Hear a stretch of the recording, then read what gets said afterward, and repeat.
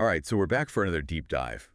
And today we're heading down south to the Sunshine State. Ooh, nice. Yeah, to San Augustine, Florida. Sounds lovely. Yeah, and we've got some really interesting articles to dig into today from dailymail.com and Travel Plus Leisure. Okay. And they're painting this picture of St. Augustine as this, like, really charming, historic city with beautiful beaches. Oh, wow. So, on the surface, it sounds like a dream, right? Yeah, for sure. But there are these hints of, like, a shadow lurking beneath all this sunshine. Oh. Yeah, rapidly rising home prices. Oh, I see. So today, we're going to try to figure out, is St. Augustine truly a hidden gem? Or is it becoming, kind of a paradise lost for, like, everyday Floridians? Yeah, that's a great question. It's interesting because we're seeing this really stark contrast, right? So Travel Plus Leisure, they call St. Augustine the most welcoming city in the U.S. Wow. Yeah, and dailymail.com describes it as like a unicorn. Unicorn. Yeah, they say it's this unique blend of history and beaches and this really relaxed small town atmosphere. Okay, yeah, I mean, so on the surface, yeah, it sounds idyllic. It does. But as we kind of dig deeper, I think the question that we need to ask is, Yeah. can this idyllic image survive the pressure of, like, a booming housing market? Right. You know what I mean? Yeah, absolutely. Like, there's this tug of war between this, like, really alluring image and what's actually happening on the ground. Mm-hmm. So dailymail.com mentions that the average home price in St. Augustine has now climbed to, get this, $443,043. Wow. That's I know. that's a lot. Yeah, so to put that in perspective, just 5 years ago, it was $286,377. That's a huge jump. It's just 5 years. It's massive, right? So it makes you wonder who can actually afford to live in this unicorn city. Yeah, exactly. Mhm. That's the million-dollar question, isn't it? Yeah, like if we're looking at these rising prices, through the lens of the American dream, owning a home, having a yard, raising a family, it's becoming so much harder for average Floridian families to achieve that in St. Augustine. Yeah. And we have to think about, the people who make up the backbone of the community, the teachers, the nurses, service workers. Can they even afford to live in the city that they're serving? And that's got to have a huge impact on, like, local employers, right? Absolutely. If the workforce can't afford to live nearby, like, how are these businesses supposed to attract and keep employees? Yeah, it's a real problem. It is. And dailymail.com even mentions that West Augustine, which they compare to Brooklyn, Wow. with all these new businesses popping up, Okay. could see home prices double or even triple in the next 5 to 10 years. Oh, wow.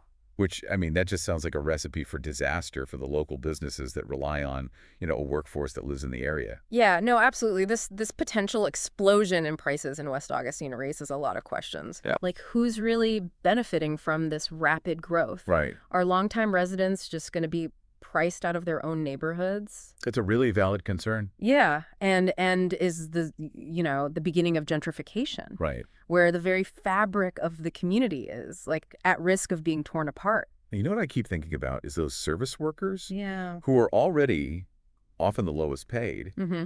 and now they're being forced to commute, long distances just because they can't afford to live in the city. Right. I mean, that's time away from their families. Yeah. It's added financial strain from transportation costs. Yeah. And it's exhausting. Right. Just the sheer exhaustion of battling traffic every single day. Exactly. It's a huge hidden cost that often gets overlooked when we just talk about, rising prices and housing. Mhm. We focus on the numbers, but we forget that there are real people behind these numbers. Yes. These are families who are being pushed further and further away from the places where they work and live. And that has an impact, on the whole social fabric of a city like St. Augustine. Absolutely. Yeah, it really is. It's like this classic case of the American dream just becoming more and more elusive. Right. You work hard, you contribute to your community, but then the simple goal of just owning a home, in a place that you love, it's slipping out of reach. Yeah, it's heartbreaking, honestly.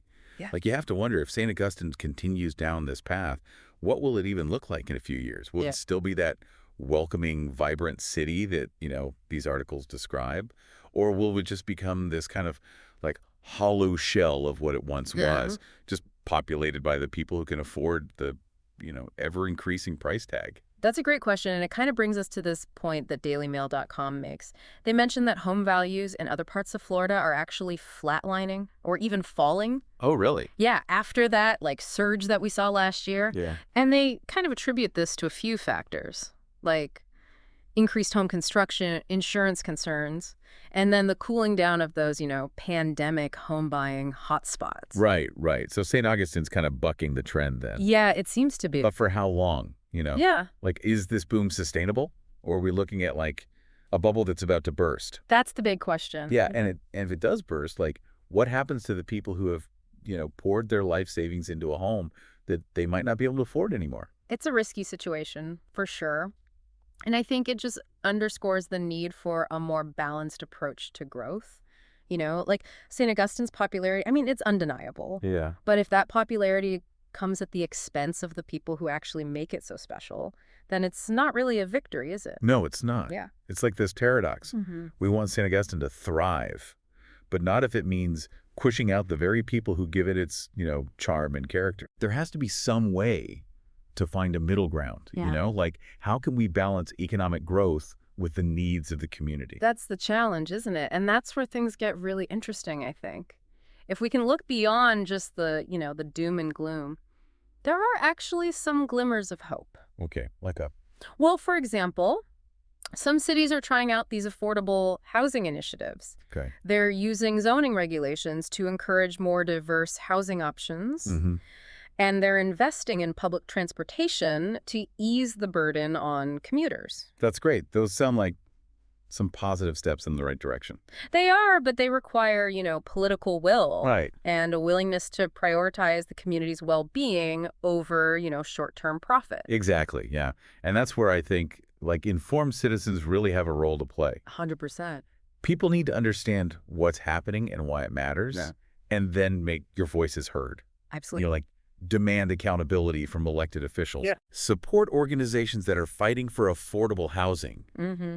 and challenge this narrative that unchecked growth is always a good thing. Because it's not. It's not. It's not. Hmm. It's about recognizing that the American dream shouldn't just be, for the wealthy. Mhm. It should be attainable for everyone who works hard and contributes to their community. Right. And if that means we need to rethink how we approach development, then so be it. I completely agree. We need to move beyond this growth at all costs mindset Yeah, and start asking ourselves, growth for whom? exactly. Who benefits and who bears the burden? Yeah. And once we start asking those questions, then I think we can start creating a more equitable and sustainable future for places like St. Augustine. Yeah, it really makes you think about what welcoming actually means. Right. Like, is a city truly welcoming if only a select few can actually afford to live there? Yeah, I think that's a really important question to ask. And it gets to the core of this issue of St. Augustine's charm and its history, those beautiful beaches. I mean, those are all assets. But if those assets only benefit the wealthy, then we're just creating a very exclusive type of paradise. Yeah. It's like we're saying welcome as long as you can afford it. It is, yeah. It's a pretty harsh reality. Yeah. And I think it's one that a lot of people probably don't even consider. When they're planning their vacations and reading those, like, glowing travel articles, Yeah. like, there's a real human cost to this type of growth. Exactly. Yeah. And that cost is often, kind of hidden beneath those, beautiful beaches and historic landmarks. Absolutely. We need to look beyond the facade, right? And really think about the long-term consequences. Yeah. If St. Augustine just keeps going down this path, I think we risk losing the very things that make it unique. Like what kinds of things? Well, like mom and pop shops, the Yeah. local artists, that Yeah. sense of community, Yeah. all of those are threatened when affordability becomes an issue. So as we wrap up this deep dive, Mm-hmm. I guess, what can our listeners do? How can they be part of the solution? Not just in St. Augustine, but, in their own communities too. That's a good question.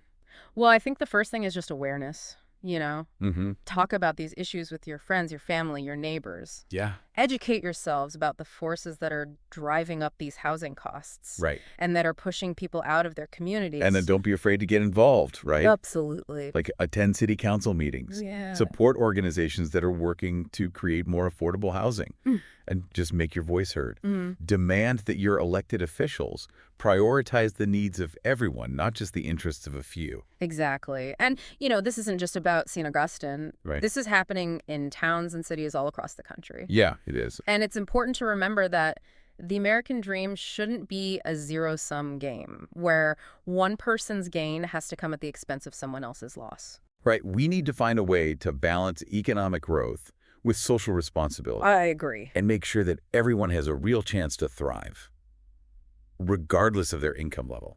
That's what it's all about. And I think, ultimately that's what we've been trying to do in this deep dive. Yeah. Challenge some assumptions, ask some tough questions, and start a conversation about what kind of future we actually want to create. And hopefully this deep dive has given you some food for thought Yeah. and maybe even inspired you to take some action.